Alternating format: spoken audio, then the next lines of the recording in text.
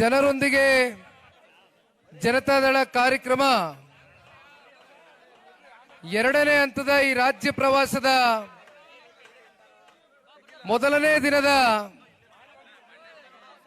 ಕಾರ್ಯಕ್ರಮ ಮೈಸೂರು ಜಿಲ್ಲೆಯ ಪಿರಿಯಾಪಟ್ಟಣ ವಿಧಾನಸಭಾ ಕ್ಷೇತ್ರದಲ್ಲಿ ಇವತ್ತು ಅತ್ಯಂತ ಅದ್ದೂರಿಯಾಗಿ ಯಶಸ್ವಿಯಾಗಿ ಈ ಕಾರ್ಯಕ್ರಮದ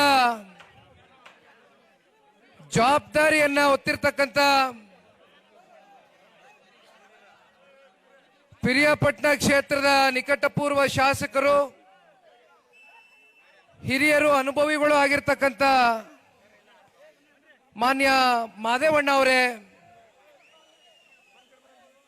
ಈ ತಾಲೂಕಿನ ಮಾದೇವಣ್ಣರವರ ಸುಪುತ್ರರು, ಭವಿಷ್ಯದ ನಾಯಕರಾಗಿರ್ತಕ್ಕಂಥ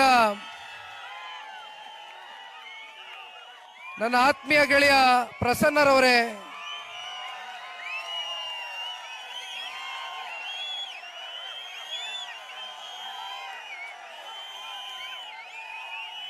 ಮೈಸೂರು ಜಿಲ್ಲೆಯ ಮತ್ತೊಬ್ಬರು ಮಾಜಿ ಸಚಿವರು ಸನ್ಮಾನ್ಯ ಕುಮಾರಣ್ಣ ಅವರ ಜೊತೆಯಲ್ಲಿ ರಾಜಕಾರಣದ ಏಳು ಬೀಳುಗಳಲ್ಲಿ ಅವರ ಹೆಗಲಿಗೆ ಹೆಗಲು ಕೊಟ್ಕೊಂಡು ರಾಜಕಾರಣವನ್ನ ಕೂಡ ಬದಿಗಿಟ್ಟು ವೈಯಕ್ತಿಕವಾಗಿ ಒಂದು ಅತ್ಯಂತ ಸೌಹಾರ್ದಿತವಾದಂತ ಒಂದು ಸಂಬಂಧವನ್ನ ಇಟ್ಕೊಂಡಿರ್ತಕ್ಕಂಥ ಸನ್ಮಾನ್ಯ ಶ್ರೀ ಮಹೇಶ್ ಅಣ್ಣರವರೇ, ಹುಣಸೂರು ವಿಧಾನಸಭಾ ಕ್ಷೇತ್ರದ ಶಾಸಕರು, ನನ್ನ ಆತ್ಮೀಯ ಸಹೋದರ ಹರೀಶ್ ಗೌಡ್ರೆ, ವಿಧಾನ ಪರಿಷತ್ನ ಸದಸ್ಯರು ಮಂಜೇಗೌಡ್ರೆ, ವಿಧಾನ ಪರಿಷತ್ನ ಮತ್ತೊಬ್ರು ಸದಸ್ಯರು ವಿವೇಕಾನಂದರವರೇ, ಇತ್ತೀಚಿನ ದಿನಗಳಲ್ಲಷ್ಟೇ ನೂತನವಾಗಿ ಜಿಲ್ಲಾಧ್ಯಕ್ಷರಾಗಿ ನೇಮಕಾತಿಗೊಂಡಿರ್ತಕ್ಕಂಥ ಪಕ್ಷದ ಅತ್ಯಂತ ಪ್ರಾಮಾಣಿಕರಲ್ಲಿ ಒಬ್ಬರಾಗಿ, ಜೊತೆಯಲ್ಲಿ ಜಿಲ್ಲೆಯಲ್ಲಿ ಯಾವುದೇ ಸಣ್ಣ ಪುಟ್ಟ ವೈಮನಸ್ಸುಗಳು, ಭಿನ್ನಾಭಿಪ್ರಾಯಗಳು ಇದ್ದಂತ ಸಂದರ್ಭದಲ್ಲಿ ಅವೆಲ್ಲವನ್ನ ಸರಿದೂಗಿಸ್ಕೊಂಡು ಹೋಗ್ತಕ್ಕಂಥ ಆ ರಾಜಕೀಯ ಪ್ರಬುದ್ಧತೆ ಜೊತೆಯಲ್ಲಿ ಬಹುಶಃ ಅತ್ಯಂತ ಸೌಮ್ಯ ಸ್ವಭಾವದ ಒಂದು ವ್ಯಕ್ತಿತ್ವವನ್ನು ಹೊಂದಿರತಕ್ಕಂಥ ಟಿ ನರಸೀಪುರ ವಿಧಾನಸಭಾ ಕ್ಷೇತ್ರದ ನಿಕಟಪೂರ್ವ ಶಾಸಕರು ಅಶ್ವಿನ್ ಕುಮಾರ್ ಅಣ್ಣ ಅವರೇ, ಮತ್ತು ಮೈಸೂರು ಜಿಲ್ಲೆಯ ಮತ್ತೊಬ್ಬರು ಮುಖಂಡರು, ಕುಮಾರಣ್ಣನ ಆಪ್ತ ಬಳಗದಲ್ಲಿ ಗುರುತಿಸಿಕೊಂಡಿರ್ತಕ್ಕಂಥ ರವಿ ಅಣ್ಣ ಅವರೇ, ಇವತ್ತು ವೇದಿಕೆ ಮೇಲೆ ಸಾಕಷ್ಟು ಜನ ಪಿರಿಯಾಪಟ್ಟಣ ವಿಧಾನಸಭಾ ಕ್ಷೇತ್ರದ ಮುಖಂಡರುಗಳು ಕೂತಿದ್ದಾರೆ. ವೇದಿಕೆ ಮುಂಭಾಗದಲ್ಲಿ ನನ್ನ ಮಾತು ಪ್ರಾರಂಭ ಮಾಡಲಿಕ್ಕಿಂತ ಮುಂಚಿತವಾಗಿ ತಾಲೂಕಿನ ಹಾಗೂ ಜಿಲ್ಲೆಯ ಮಾಧ್ಯಮದ ಸ್ನೇಹಿತರಿಗೆ ದಯಮಾಡಿ ಕ್ಷಮೆನ ಕೋರ್ಲಿಕ್ಕೆ ಬಯಸ್ತೇನೆ. ಕಾರಣ, ನಾನು ಬೆಳಗ್ಗೆ 11 ಗಂಟೆಗೆ ಮೈಸೂರಿಗೆ ಬಂದೆ. ಹೋಗ್ತಾ ಮಾತನಾಡ್ತಾನೆ ನಮ್ಮ ತಂಬಾಕು ಬೆಳೆಗಾರರ ಸಮಸ್ಯೆಯನ್ನ ತಿಳಿತಾ ಇದ್ದಂಗೆ ನಾವು ಅಲ್ಲಿ ಹೋಗ್ಬೇಕಾಗಿರ್ತಕ್ಕಂಥದ್ದು ಇವತ್ತು ಒಂದು ರೈತ ಪರವಾದಂತ ಒಂದು ಚಿಂತನೆ, ಬದ್ಧತೆ ಇಟ್ಕೊಂಡು ಪಾರ್ಟಿಯನ್ನ ಕಟ್ಟಿದ್ದೇವೆ. ಹಾಗಾಗಿ ಅಲ್ಲಿ ಬರ್ಲಿಕ್ಕೆ ಸ್ವಲ್ಪ ತಡ ಆಯ್ತು. ಹಾಗಾಗಿ ದಯಮಾಡಿ ತಾವು ಯಾರು ಕೂಡ ಮಾಧ್ಯಮದ ಮಿತ್ರರು ಅನ್ಯತಾ ಭಾವಿಸಬಾರ್ದು. ನನಗೆ ಗೊತ್ತು 4 ಗಂಟೆ ಆಗಿದೆ. ನಮಗೇನೋ 5 ಗಂಟೆಗಿಂತ ಮುಂಚೆ ಊಟ ಸಿಕ್ಕಿದ್ರೆ ನಮ್ಮ ಪುಣ್ಯ, ಸಿಕ್ಲಿಲ್ಲ ಅಂದ್ರೂ ಸಂತೋಷವೇ. ಆದ್ರೆ ನಿಮಗೆ ಊಟಕ್ಕೂ ಕೂಡ ಇನ್ನೂ ಬಿಟ್ಕೊಡ್ಲಿಕ್ಕೆ ಆಗಿಲ್ವಲ್ಲ ಅಂತಕ್ಕಂಥದ್ದು ನನಗೂ ಒಳಗಡೆ ಮನಸ್ಸಿನಲ್ಲಿ ಕೊರಿತಾ ಇದೆ. ದಯಮಾಡಿ ಹಿರಿಯ ಮಾಧ್ಯಮದ ಸ್ನೇಹಿತರು ಕ್ಷಮೆ ಇರಲಿ. ವೇದಿಕೆ ಮುಂದೆ ನಾನು ಅವಾಗ್ಲಿಂದ ಬಹಳ ಸೂಕ್ಷ್ಮವಾಗಿ ಗಮನಿಸ್ತಾ ಇದ್ದೇನೆ.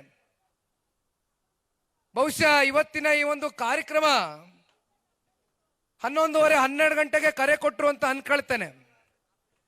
11:30 12 ಗಂಟೆಗೆ ಸೇರಿದಂತ ಕಾರ್ಯಕರ್ತ ಬಂಧುಗಳು ಇವತ್ತು ಒಂದು ಕುರ್ಚಿನೂ ಕೂಡ ಖಾಲಿಯಾಗಿಲ್ಲ ಅಂತಕ್ಕಂಥದ್ದಾದ್ರೆ ಬಹಳ ಜನ ಮಾತಾಡ್ಬೇಕಾದ್ರೆ ಇಲ್ಲಿ ಹೇಳ್ತಾ ಇದ್ರು, ಚಿನ್ನ ವಜ್ರ ಎಲ್ಲ ರೀತಿ ನಾನಾ ರೀತಿ ನಿಮ್ಮ